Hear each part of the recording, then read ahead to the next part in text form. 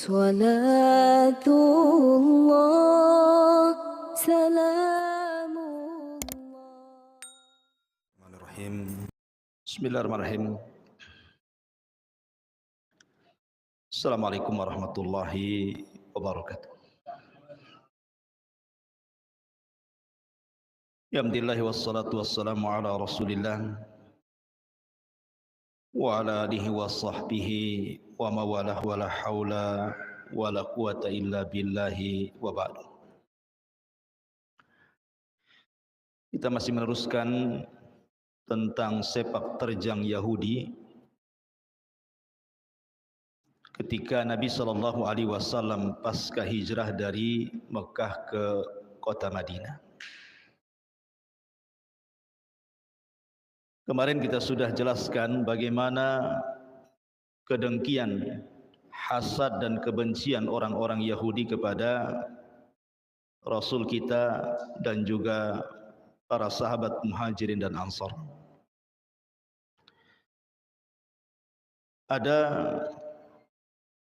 satu kisah menarik yang dicantumkan oleh ahli sejarah tentang upaya sihir orang-orang Yahudi kepada Nabi SAW. Dan itu dilakukan oleh seseorang yang bernama Labid ibnul A'sam. Labid ibnu A'sam.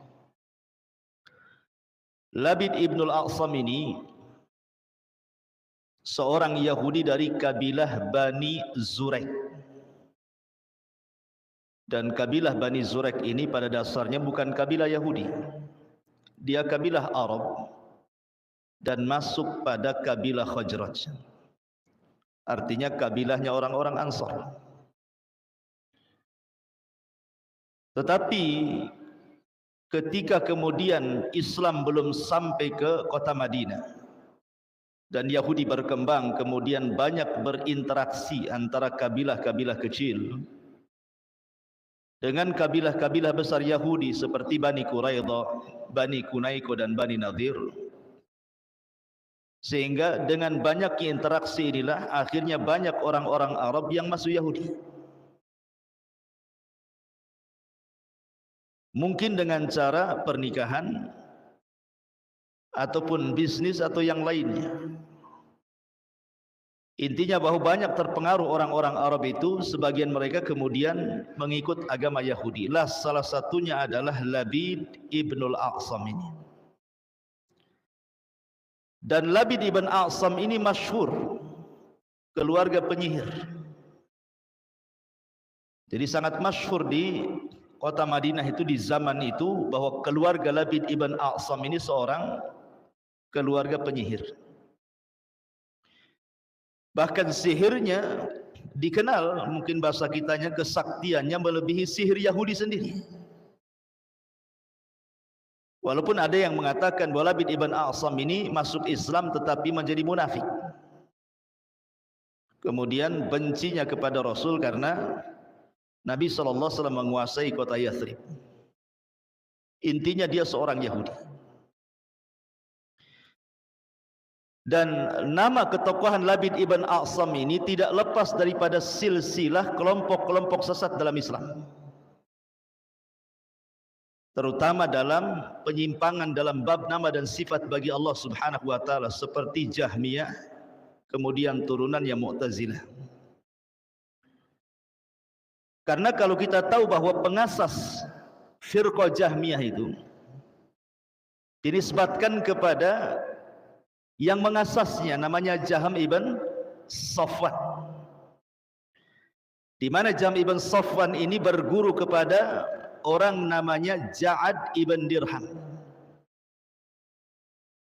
Ja'ad ibn Dirham inilah yang kemudian disembelih oleh sang khalifah ketika Idul Adha karena penyimpangannya. Jadi sang khalifah mengatakan, sembelilah kambing-kambing kalian, aku punya sembelihan sendiri. Maksudnya Ja'ad ibn Dirham. Sembelih habis salat Id. Tetapi dialah yang mengasas akidah sesat Ja'ad ibn Dirham ini. Karena melahirkan murid namanya Jahm ibn Safwan, akhirnya mengasas sebuah firqah dalam Islam yang disebut dengan Firqatul Jahmiyah. Turunannya ada Mu'tazilah yang kemudian berkembang di zaman Khalifah Ma'mun di masa Imam Ahmad. Lah Jadi bin Dirham sendiri berguru kepada Aban ibnu Sam'an. Aban ibnu Sam'an. Dan Aban ini, Ibn Sam'an ini berguru kepada Talut. Dan Talut ini anak putra dari saudari Labid ibnu A'sam. Dan saudari Labid ibn A'sam mengambil ilmu daripada Labid bin A'sam. Dari sini kita tahu silsilah munculnya kelompok-kelompok sesat dalam Islam. Sumbernya adalah dari Yahudi. Namanya Labid ibn A'sam. Punya murid saudarinya, kemudian saudarinya punya anak, anaknya punya murid namanya Talut, Talut punya murid namanya Aban, Aban punya murid namanya Ja'ad ibn Dirham, dan Ja'ad ibn Dirham punya murid namanya Jahm ibn Safwan. Dari sini keluar nama Jahm dan firqahnya disebut Jahmiyah. Kemudian turunannya muncul Mu'tazilah. Lah Jahm ibn Safwan inilah yang kemudian pertama kali mengingkari soal nama dan sifat bagi Allah. Dia mengatakan tidak ada nama dan tidak ada sifat bagi Allah. Sebab kalau menetapkan nama serupa dengan Allah, sebagaimana ketika menetapkan sifat serupa bagi Allah, makanya mereka tidak menetapkan adanya nama dan sifat bagi Allah. Sampai suatu ketika Jahm ibn Safwan ini ditantang debat oleh kelompok yang mereka menyembah berhala, tidak menyembah Tuhan kecuali Tuhannya bisa dilihat, bisa disentuh, bisa dicium. Intinya kalau nampak dengan panca indera baru disembah. Mereka para penyembah berhala, wathaniyun. Berdebatlah antara mereka dengan Jahm ibn Safwan yang mengingkari nama dan sifat bagi Allah ini. Jadi kelompok ini bertanya, siflana ya Jahm rabbak, kalau begitu engkau mengingkari tidak ada nama dan sifat bagi Allah, sifatkan kepada kami Tuhanmu seperti apa. Bingunglah dia ketika ditanya seperti ini kan. Mau menyebut nama dia ingkari nama, mau menyebut sifat dia pula ingkari sifat. Akhirnya dia mengatakan, berikan waktu kepadaku beberapa hari, aku akan mencari jawabannya. Akhirnya dia tidak keluar rumah selama 40 hari, tidak sholat. Itulah ciri-cirinya firqah sesat. Setelah 40 hari keluar dia dapat jawaban dan mengatakan bahwa Rabbku itu karihi seperti angin. Tahu angin? Angin kan tak tampak tapi kita bisa rasakan. Sebenarnya ucapan Jahm ibn Safwan ini langsung ataupun tidak langsung dia mengingkari kaidahnya sendiri. Kenapa? Ketika dia menetapkan Tuhan itu seperti angin, paling sedikit dia menetapkan sifat wujud, bahwa Allah itu wujud, ada. Sementara dia mengingkari sifat dan nama. Akhirnya kemudian orang membantah, berarti engkau menetapkan sifat wujud bagi Allah, bukankah kau mengingkari nama dan sifat? Bingung lagi dia. Akhirnya dia berfatwa, Tuhanku tidak di dalam alam, tidak pula di luar alam, katanya. Apa enggak bingung tuh jawaban? Katanya, Rabbi, katanya Rabbku, la dakhilal alam wala kharijahu, katanya. Tidak di dalam alam ya tidak di luar alam. Pertanyaannya di mana kalau begitu kan begitu. Akhirnya muncullah kemudian turunannya akidah Allahu fi kulli makan. Allah itu di mana-mana. Ya. Ma'asyiral muslimin yang dimuliakan Allah Subhanahu wa taala. Kembali kepada kisah. Intinya bahwa Jahm ibn Safwan ini salah satu pengasas turunannya adalah firqah-firqah sesat dalam Islam. Salah satunya adalah Jahmiyah dan turunannya Mu'tazilah. Lah Labid ibn Asam ini suatu ketika didatangi oleh tokoh-tokoh Yahudi, karena tokoh-tokoh Yahudi ini sudah sakit hati kepada Rasul. Rasul itu sebenarnya disihir bukan sekali dua kali, berkali-kali oleh orang-orang Yahudi itu, tapi tidak mempan sihirnya, kurang manjur ya.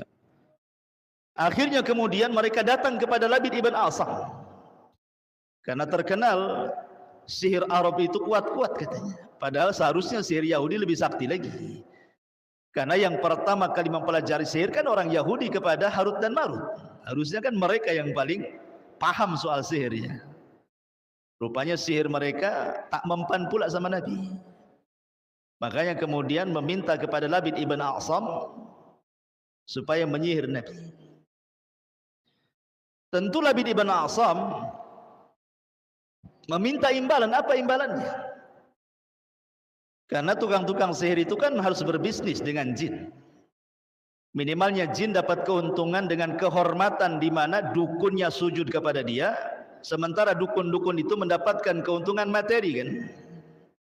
Dia dapat dunia. Seperti tukang-tukang sihir Fir'aun. Sebutkan dalam Al-Quran ketika Fir'aun meminta untuk menghadapi Musa. Apa kata tukang sihir Fir'aun? Alana ajrun. Imbalannya apa ya Fir'aun? Kalau kami harus menghadapi Musa itu. Innakum minal muqarrabin, kata Fir'aun. Pasti kamu akan mendapatkan banyak dunia karena engkau orang-orang dekat aku, kata Fir'aun. Jadi di mana-mana yang namanya dukun itu pasti mencari materi. Di atas kedustaan dan penipuan. Coba lihat, antum pernah dengar dukun pengganda uang? Itu yang tertipu itu bukan orang biasa. Sekelas dokter, profesor kena tipu. Logika pun nggak masuk akal. Kalau memang dukun ini bisa menggandakan uang, ngapain dia menggandakan uang orang? Bagus dia gandakan uang dia sendiri jadi kaya raya. Dia bisa beli lahan, beli rumah, beli ini, ngapain pula gandakan uang orang? Berarti ketika dia menggandakan uang orang itu, berarti hakikatnya dia sedang menggandakan uang orang untuk dia. Ambil uang orang untuk dia. Sementara uang orang lain itu justru tidak pernah berganda-ganda, yang ada kena tipu. Sebagiannya dibunuh. Kita lihat kasus dulu kan, ada dukun pengganda uang, syaratnya apa? Harus berendam di sungai itu berapa hari, akhirnya mati kedinginan. Dukunnya dapat uang, mati yang punya uang. Oh, kena tipu pula kan itu. Otaknya enggak ada ya. Intinya bahwa Labid ibn Asam meminta kepada orang-orang Yahudi itu, apa balasan kami? Mereka mengatakan, engkau akan kami berikan sekian dan sekian dari dinar. Maka kemudian kata Labid, harus aku apakan dia dengan sihirku ini? Minimalnya buatlah si Muhammad itu gila hilang akal, supaya dia tidak bisa berdakwah lagi maksudnya. Maka kemudian Labid ibn Asam ini punya saudari, sebagaimana dikatakan oleh Al-Hafidh Ibnu Hajar rahimahullahu ta'ala. Karena dia kan keluarga tukang sihir. Ada yang mengatakan yang menyihir Labid ibn Asam, ada yang mengatakan yang menyihir itu saudarinya, ukhtu Labid. Bagaimana pernyataan Al-Hafidh dalam kitab Fathul Bari. Dan sihir perempuan itu lebih canggih dibandingkan sihir laki-laki. Makanya ketika Allah Subhanahu wa taala menyebutkan kalimat naffasat menggunakan muannas, bukan mudzakkar. Min syarri naffasati fil 'uqad. Naffasat menggunakan perempuan, bukan laki-laki. Karena sihir perempuan itu lebih hebat dibandingkan sihir laki-laki. Kenapa?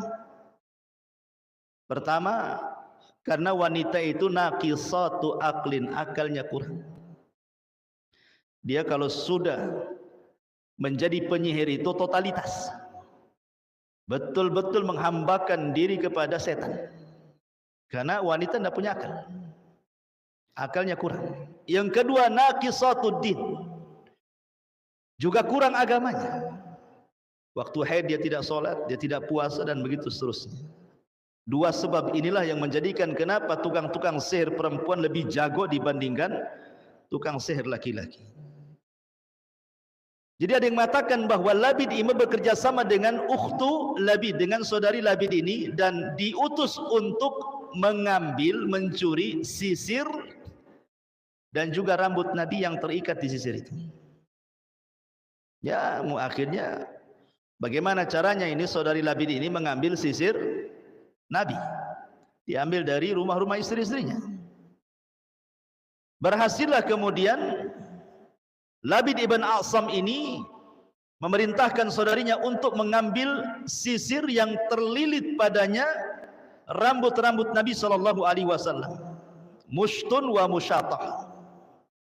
Mushtun itu sisir, musyatah itu artinya rambut yang terlilit dalam sisir itu. Dan jumlahnya 11 helai rambut Nabi terikat di sisir itu.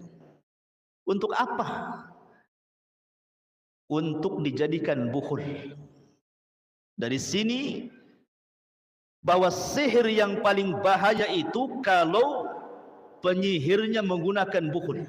Makanya Allah mengatakan min syarrin nafatsati fil uqad. Uqad itu bukhul artinya. Jadi sihir itu ada yang menggunakan bukhul, ada yang tidak. Tetapi yang paling bahaya kalau sudah menggunakan bukhul. Dan bukhul itu diambil dari orang yang akan disihirnya. Mungkin berupa pakaiannya, celana dalam. Diambilnya tuh lagi dijemur sama dia. Hati-hati antum kalau jemur celana dalam. Bisa diambil jadi bukhul nanti. Ataupun mungkin dari kuku, dari rambut, pokoknya dari badan. Kalau dulu pakai poto biasanya. Kalau dulu kan pakai poto gitu. Dan zaman dulu potonya belum berwarna, masih hitam putih. Dan agak sulit mencari foto itu. Nyuri foto di rumah yang akan disihir agak sulit. Apalagi hitam putih kan. Yang mau disihir anaknya kena pula foto neneknya. Karena nggak jelas itu fotonya.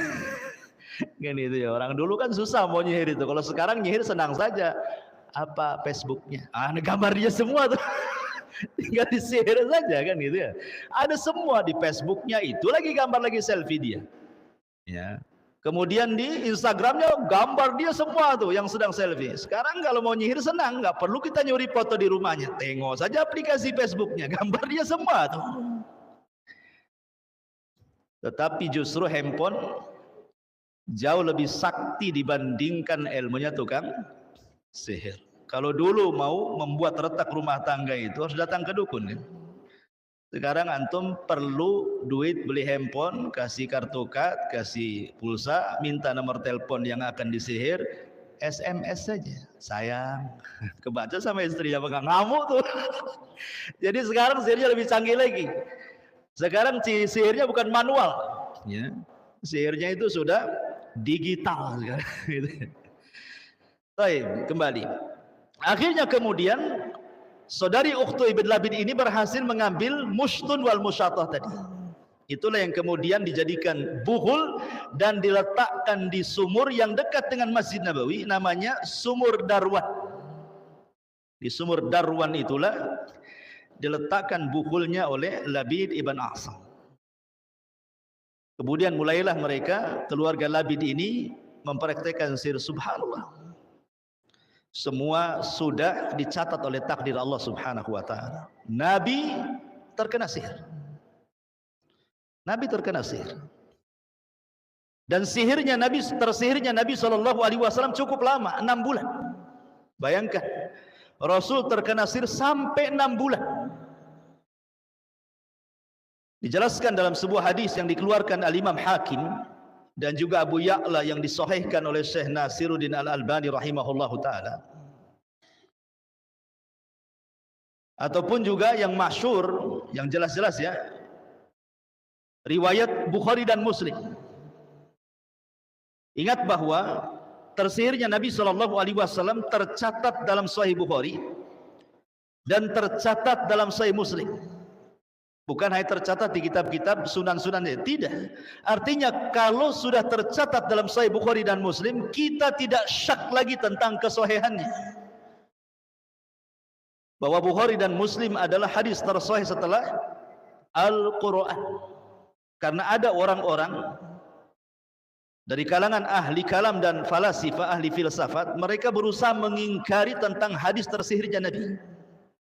Padahal sudah jelas-jelas tercantum dalam Bukhari Muslim. Alasannya apa? Bertentangan dengan kemaksuman katanya. Masa maksum kena sihir katanya?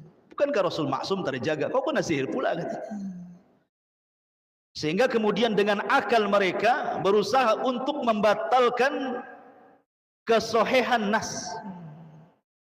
Ingat bahwa dalam kaidah kita ketika memahami nas, apabila nas itu sahih, jelas-jelas sahihnya diriwayatkan Bukhari Muslim, maka tidak bisa dibatalkan dengan akal. Harus terima karena sahih hadisnya. Soal ketahui hikmah atau tidak, ya kita terima saja, karena agama itu tidak semua harus masuk di akal. Ada yang masuk di akal, ada yang tidak. Dan kita katakan bahwa Nabi SAW itu manusia sama dengan kita. Nabi SAW bukan hanya terkena sihir, dia pun pernah sakit, pernah demam. Bahkan Nabi SAW merasakan demam itu berlipat-lipat sakitnya dibandingkan kita manusia biasa. Nabi itu kalau sakit kepala, sakit itu berlipat-lipat dibandingkan kita. Ya, karena Nabi itu diberikan ujian lebih berat dibandingkan kita. Nabi pernah terluka dalam perang Uhud, bahkan hampir mati. Sampai helm bajunya, helm kepalanya itu oleh Ibnu Qami'ah kena belah pedang, sampai retak tuh. Kemudian serpihannya menancap di pipinya. Siapa yang mengambil serpihan yang nancap di pipi Nabi? Abu Ubaidah ibnul Jarrah, sampai rompang giginya, sampai ompong giginya, gara-gara mencabut serpihan Nabi. Apa namanya? Serpihan besi dari kepala, helm besi yang menancap di pipi Nabi. Oleh Abu Bakar berusaha diambil tapi tidak bisa. Maka Abu Ubaidah kemudian mengambil dengan giginya sampai rompang giginya, sampai ompong. Tapi Rasul mengatakan bahwa tidak ada sahabat yang paling indah senyumnya melebihi Abu Ubaidah ibnul Jarrah, walaupun dia ompong. Jadi kalau Nabi sudah ngomong begitu, ya dialah paling indah senyumnya. Karena Nabi yang mendoakan. Kalau antum ompong, ya beda dengan Abu Ubaidah. Mungkin antum nggak berani mangap tuh kan. Kalau bisa kasih gigi palsu lah, ya, yang dari plastik itu ya, supaya nggak nampak ompongnya. Jadi Nabi SAW kan bukan hanya terkena sihir, dia kan juga pernah sakit. Kemudian pernah hampir dihabarkan meninggal di perang Uhud. Kemudian Rasul juga terkena serpihan besi-besi gitu ya. Kemudian retak juga kemudian giginya di perang Uhud. Tetapi kan tidak menghalangi dia untuk menjadi seorang nabi. Sakit dia, luka dia, itu bukan penghalang dia seorang nabi. Tetap dia seorang nabi karena tidak mempengaruhi wahyu masalahnya. Sama sihir pun tidak mempengaruhi wahyu sama sekali. Wahyu Allah Subhanahu wa taala tidak terpengaruh dengan adanya sihir dari Labid ibn Asam. Nabi SAW hanya merasakan pengaruh sihir itu hanya kelemahan badan saja. Kemudian terhayalkan kalau dia pernah menggauli istrinya, padahal tidak. Terkadang dia junub padahal malamnya tidak junub. Lemah badannya. Ya bukan hanya Nabi saja, Nabi Musa saja terpengaruh kok. Ketika tukang-tukang sihir itu, Fir'aun melemparkan tali-talinya kemudian jadi ular dan bergerak-gerak, Musa ketakutan, terhipnotis. Sehingga Allah mengatakan, la takhaf, jangan takut wahai Musa, lemparkan tongkatmu. Lah Musa lo terhipnotis dengan apa namanya? Sihirnya tukang-tukang sihir Fir'aun. Karena sihir itu kan ada dua, salah satunya pertama sihrut takhil, sihir hipnotis. Dan yang kedua sihir hakiki yang memang hakikat bisa membuat orang sakit, membuat orang lumpuh, bisa membuat orang mati. Itu hakikat namanya. Ada sihir namanya sihir takhil. Sihir takhil itu identik dengan hipnotis. Dihayalkan antum itu. Ya. Walaupun para pemain hipnotis tidak diterima kalau seandainya apa yang mereka lakukan itu bagian daripada sihir. Terapi hipnotis itu kita katakan sihir. Gimana tidak sihir? Orang lagi narik duit di ATM, ditepuk belakangnya duitnya sama dia semua. Gimana nggak disihir itu? Orang ke pasar Beli sambil ngerokok, kemudian asapnya terkena orang yang jual sayur. Tiba-tiba mana kembalinya? Bayar pun belum, kasih kembali. Terhipnotis dia. Ya. Kalau bukan sihir apa namanya itu hipnotis itu? Ya sihir lah itu. Terus sekalung-kalung begini goyang-goyang, atau hilang semua aibnya, ditanya dijawab semua. Itu sihir, ikhwan, namanya sihrut takhyil dalam bahasa Arab. Mungkin bahasa kerennya hipnotis lah kan itu. Taib. Ketika kemudian Nabi SAW 6 bulan loh terkena sihir itu. Makin hari makin lemah badan Nabi itu. Akhirnya kemudian Aisyah Ummul Mukminin radhiyallahu anha melihat ada kelainan dari Nabi SAW, kemudian menyarankan agar Nabi SAW meminta fatwa kepada Allah. Berdoalah kepada Allah. Mudah-mudahan Allah mencari jalan kesembuhan. Maka Nabi pun dari ba'da Isya dia pun salat, kemudian berdoa, salat, berdoa, salat, berdoa, dan begitu seterusnya sampai mendekati waktu fajar. Tidak tidur. Dihabiskan untuk ibadah malam itu. Lah ketika mendekati waktu fajar, Rasul tertidur. Namanya manusia, lelah juga, ngantuk juga, tidur. Lah saat tidur itulah kemudian turun 2 malaikat. 2 malaikat, ada yang mengatakan Jibril, dan malaikat yang tidak disebut namanya, ada yang mengatakan Jibril dan Mikail, wallahu alam. Yang jelas bahwa 2 malaikat ini, satu berdiri di kepalanya, satu berdiri di kakinya, karena Rasul kan terlentang. Kemudian yang satu mengatakan, ada apa dengan Muhammad ini? Maka malaikat satunya mengatakan matbub. Matbub itu artinya terkena sihir. Kemudian dikatakan man tabbahu, siapa yang berani menyihirnya? Maka malaikat satunya mengatakan Labid ibnul A'sam. Labid ibn A'sam. Kemudian fi ayyi syai'in, dengan apa penyihir itu menyihir dia? Qala, dia mengatakan bi mushtin wa musyatah, dengan sisir dan lilitan rambut Rasul di sisir itu. Ada yang mengatakan jumlahnya 11 rambut terlilit di sisir itu. Qala, kemudian dikatakan lagi, lalu di mana diletakkan bukulnya sekarang? Maka malaikat satunya mengatakan fi bi'ridhi arwan, di sumur yang namanya sumur Arwan. Ada yang mengatakan Awan, ada yang mengatakan Zarwan, ada yang mengatakan Arwan. Sumur itu masih ada. Jadi kalau antum ke Saudi, oleh orang Saudi dipagari itu sumur yang pernah diletakkan sihirnya Labid ibn A'sam, bisa dilihat, masih ada sumurnya. Tapi sudah ditimbun sama Nabi, tapi masih ada sisa-sisa peninggalan sumurnya itu. Kemudian fa'ataha Rasulullah sallallahu alaihi wasallam fi unasin min ashabihi. Maka Nabi sallallahu alaihi wasallam mengajak beberapa para sahabat, di antaranya Ali, Zubair dan yang lainnya, setelah kemudian sembuh dari sihirnya, untuk mengambil bukulnya. Kemudian sampailah ke sumur Awan atau Arwan atau Zarwan. Rupanya di situ Rasul melihat pemandangan yang menakutkan, sampai dia bercerita kepada Aisyah, ya Aisyah, wallahi laka anna ma'aha nuqa'atul hinnah wa ka'anna nakhlaha ru'usus syayatin. Wahai Aisyah, kata Nabi SAW,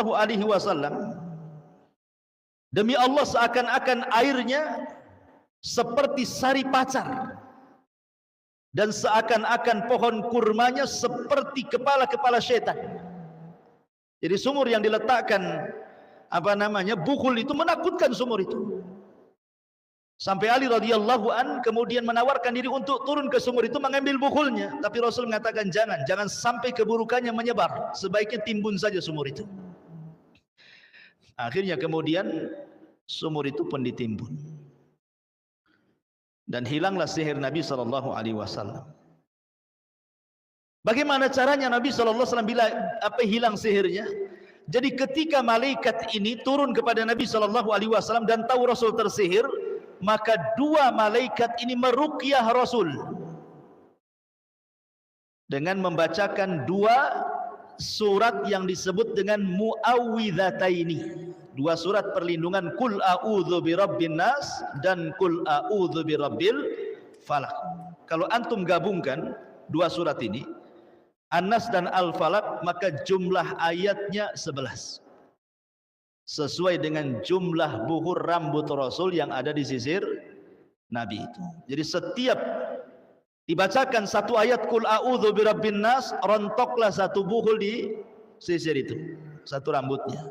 Kemudian ayat yang kedua, rontok lagi dua rambutnya. Ketika selesai, maka 11 rambut itu rontok dan terpisah dari sisirnya. Maka akhirnya buhul itu kemudian sudah tidak berfungsi lagi. Dari sini Nabi Shallallahu Alaihi Wasallam tidak pernah meninggalkan membaca muawwidhataini sebelum tidur. Dari kasus ini, Nabi tidak pernah meninggalkan sebelum tidur membaca Qul a'udzu birabbin nas dan Qul a'udzu birabbil falaq. Terkadang kemudian ditambah dengan surah Al-Ikhlas. Surah Al-Ikhlas itu dua. Pertama Qul huwallahu ahad, yang kedua Qul ya ayyuhal kafirun. Dua-duanya disebut surah Al-Ikhlas namanya. Bedanya kalau Al-Ikhlas Qul huwallahu ahad ini bicara tentang rububiyah. Kalau Qul ya ayyuhal kafirun bicara tentang uluhiyah. Makanya dua-duanya disebut suratul Ikhlas. Kalau dipisah, yang satu disebut suratus Somad, yang satu disebut surah Al-Kafirun. Tapi dua-duanya disebut ikhlas karena dua-duanya bicara tentang dua tauhid yang mulia, satu rububiyah, satu uluhiyah. Kenapa rububiyah surah Al-Ikhlas itu? Karena bicara tentang nama dan sifat Allah. Allahu Ahad, Somad, lam yalid wa lam yulad, itu rububiyah semua. Dan siapa yang membaca suratul Ikhlas sama dengan membaca sepertiga Al-Quran. Kalau membaca Qul ya ayyuhal kafirun sama dengan seperempat Al-Quran. Jadi kalau antum malam-malam ini habis Isya membaca Qul huwallahu ahad 3 kali, hatam antum Al-Quran. Karena satu kulhu sepertiga Quran kan, dua kulhu 2/3, 3 kulhu sempurnalah antum baca Quran. Jadi tidak pernah antum baca dari Al-Baqarah sampai An-Nas, cukup kulhu aja 3 kali setiap hari ya. Nanti hataman habis itu. Enggak, ini bicara tentang bandingan pahala. Tentu orang yang menghatamkan Quran dari Al-Fatihah sampai An-Nas lebih besar pahalanya. Karena setiap satu huruf yang antum baca 10 pahala. Ini kan bicara bandingan pahala. Sama dengan orang haji dengan orang yang mengambil pahala haji. Antum sholat subuh tidak beranjak dari tempatnya sampai matahari terbit meninggi satu tombak, lakukan 2 rakaat syuruk, maka sama pahala dengan haji. Kan berbeda dengan orang yang betul-betul haji. Antum dapat pahala haji, orang ini haji. Kan beda kan, kenikmatannya aja beda. Antum menghayal lewat tutup tengok Ka'bah. Orang itu betul-betul yang Hajar Aswad kan. Itu aja beda kan itu ya. Jadi ini bicara tentang pahala, namanya targhib. Rasul itu terkadang tarhib menakut-nakuti terkadang targhib berusaha untuk menyemangati dengan habar-habar gembira, pahala-pahala, sorga-sorga dan begitu seterusnya. Kembali kepada kisah.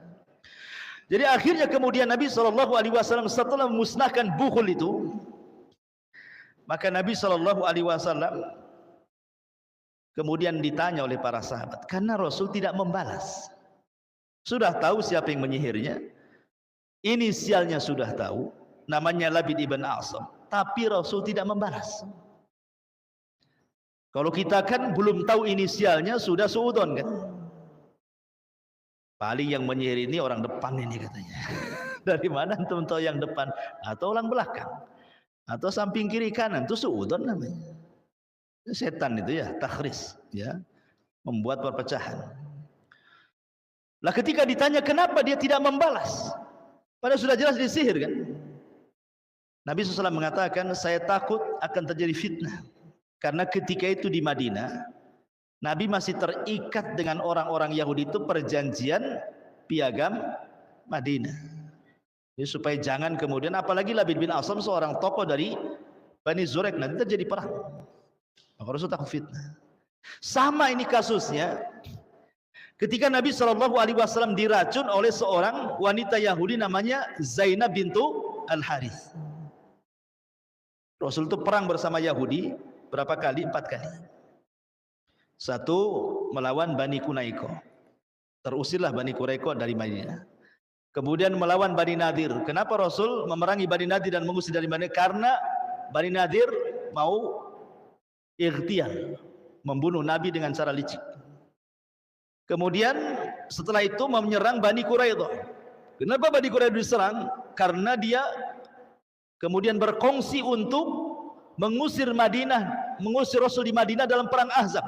Berkoalisi dia dengan orang-orang musyrik. Ternyata menang pula Ahzab itu. Maka Rasul mengusir Bani Quraidah.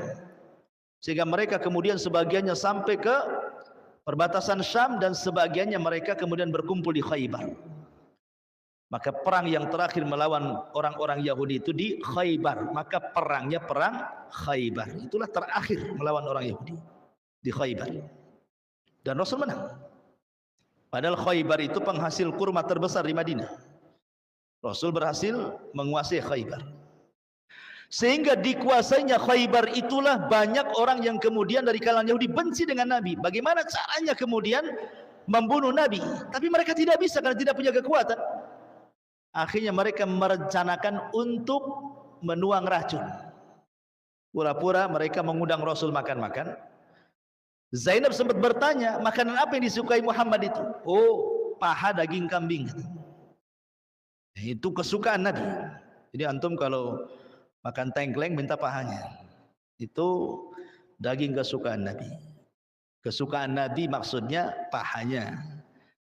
Apakah kambing Batam dengan kambing di Mekah sama? Ya beda. Kambing di sana didoakan Nabi Ibrahim berkah. Makanya makan pagi, siang, sore, malam pun nggak ada kolesterol, nggak ada darah tinggi. Dan itu makanan mereka kan itu. Kalau antum makan daging dari Tamiang sana ya kambingnya dari Tamiang, terakhir antum pula ke Tamiang. Ya. Jadi intinya bahwa Nabi SAW direncanakan pembunuhan dengan cara diracun. Qadarullah, Rasulullah SAW ya namanya Rasul husnudzon saja. Mereka sudah kalah, mungkin mau berbuat baik. Datang Rasul dengan sebagian para sahabat, dihidangkan banyak makanan kambing. Ketika Nabi SAW memakan sedikit saja, menyicipi saja, masalahnya sudah tertelan. Tiba-tiba paha kambing itu bicara. Mujizat Nabi memberitahu, ya Muhammad, jangan kau makan aku lagi, karena dalam diriku sudah terlumuri racun. Ketika Rasulullah SAW mendapatkan wahyu, bicara kambing itu, kata Rasul, berhenti kalian, jangan ada yang makan. Rupanya ada seorang sahabat, satu sahabat, ikut pula tercicipi. Sama-sama dengan Nabi, 2 orang, Nabi dan satu sahabat, makan. Lah yang satu sahabat ini meninggal, tapi setelah 1 tahun meninggal. Rasul masih bertahan karena Rasul punya fisik yang kuat. Lah Nabi SAW tidak membalas kepada Zainab bintul Haris, pada jelas-jelas beracun kan. Nabi tidak membiarkan saja Zainab bintul Haris. Ada yang mengatakan bahwa Zainab itu masuk Islam belakangan dan baik Islamnya, ada yang mengatakan tidak. Tetapi kemudian setelah seorang sahabat ini mati dan itu dikarenakan racun, barulah Zainab dibunuh. Kenapa? Karena kisos. Ya, jadi dibunuhnya karena kisos. Karena dia sudah membunuh seorang sahabat gara-gara racun, maka dia dibunuh. Kalau seandainya sahabat ini nggak mati, dia kan tidak akan dibunuh. Karena Nabi SAW tidak mengambil kisosnya kan, membiarkan Zainab itu hidup. Sahabat yang kemudian tercicipi racun mati, baru kemudian kisos, dibunuhlah Zainab bintul Harith. Tapi selama 1 tahun itu Rasul membiarkan, ya, membiarkan. Begitulah Nabi SAW bermuamalah dengan orang-orang Yahudi supaya tidak ada konflik gitu ya. Mereka sudah kalah gitu ya, dan terusir dari kota Madinah. Begitulah bagaimana orang-orang Yahudi memperlakukan Nabi SAW sedemikian rupa. Ya, karena bagaimanapun misinya orang Yahudi itu adalah misi dunia. Mereka itu kan di otaknya dunia-dunia saja.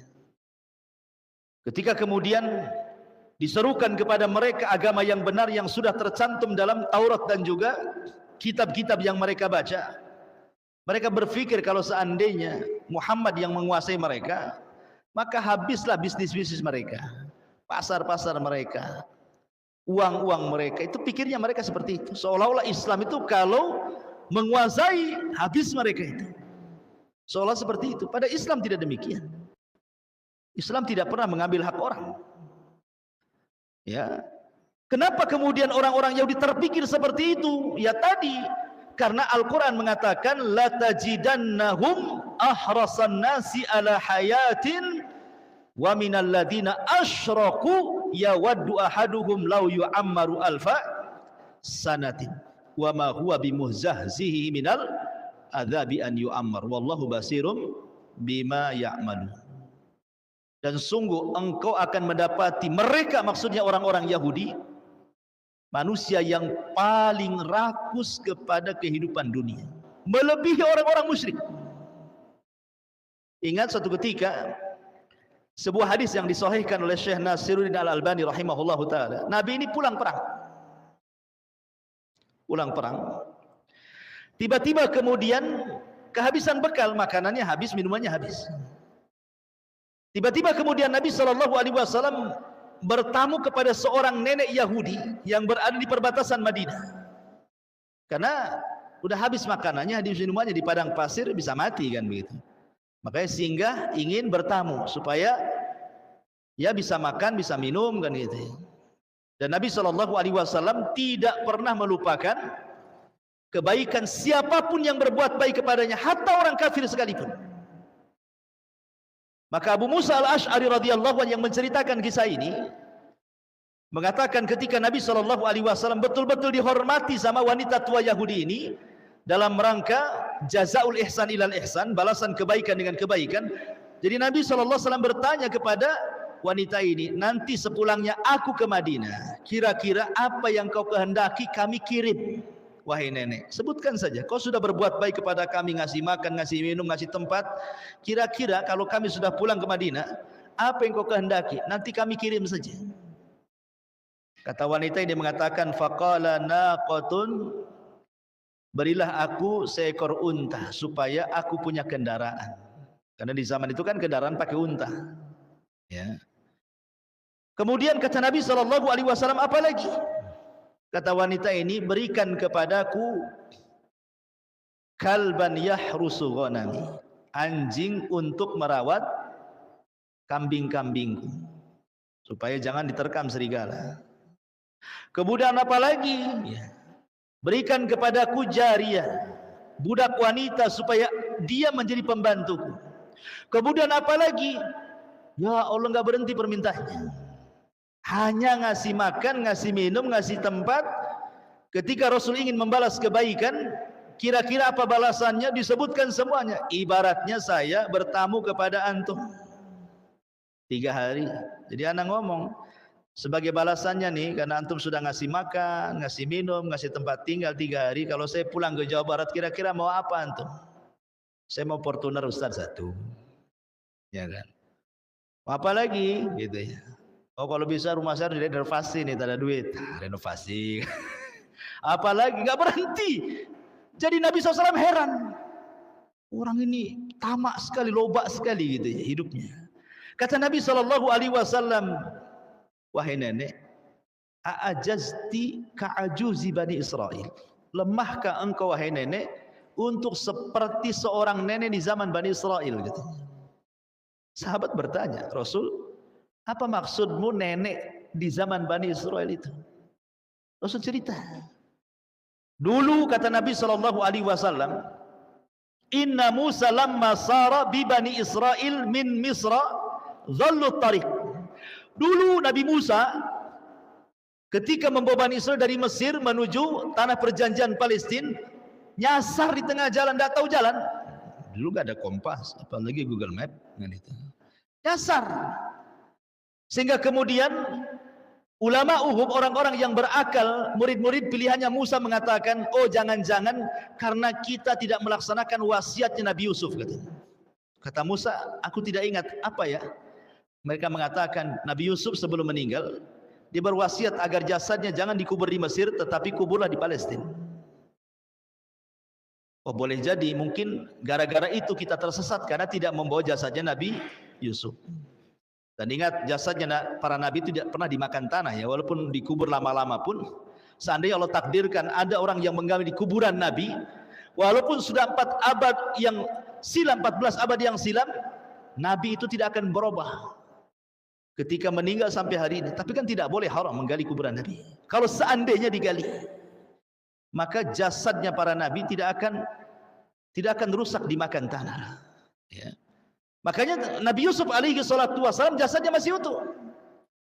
Lah ketika itu qadarullah, memang tidak ada yang tahu kuburannya Nabi Yusuf kecuali seorang nenek. Satu-satunya yang tahu kuburannya itu adalah seorang nenek tua. Inilah yang diceritakan Nabi kepada nenek Yahudi itu, "Hei nenek, lemahkah engkau untuk menjadi seorang nenek di zaman Bani Israel yang mengetahui di mana kuburan Nabi Yusuf?" Jadi akhirnya kemudian Rasul mengatakan, "Wahai nenek, tolonglah beritahu di mana kuburan Nabi Yusuf." Maka nenek ini mengatakan, "La af'al hatta tu'tini hukmi." Aku tidak akan memberitahu sampai kau bayar dulu. Ada imbalannya. Wani piro bahasa kitanya. Jadi akhirnya kemudian kata Nabi Musa, "Maumu apa?" Tiba-tiba nenek ini mengatakan, ketika Nabi Musa mengatakan, "Dulluni ala qabri Yusuf," maka nenek ini mengatakan, "Aku tidak macam-macam, minta aku nama akafil jannah, jadikan aku temanmu di sorga." Nabi Musa pusing, masa gara-gara nunjukkan kuburan saja minta sorga dan jadi teman dia pula di sorga. Nabi Musa terdiamlah. Emang sorga milik dia?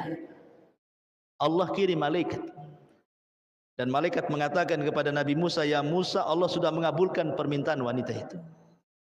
Maka wanita ini menunjukkan kuburannya, kemudian kuburan digali, baru kemudian setelah jasadnya Nabi Yusuf ini ketemu, kemudian dibawa ke tanah perjanjian dan tidak nyasar lagi. Syahidnya di sini apa? Kalau sudah nenek-nenek itu jangan macam-macam. Minta unta, minta ini, minta.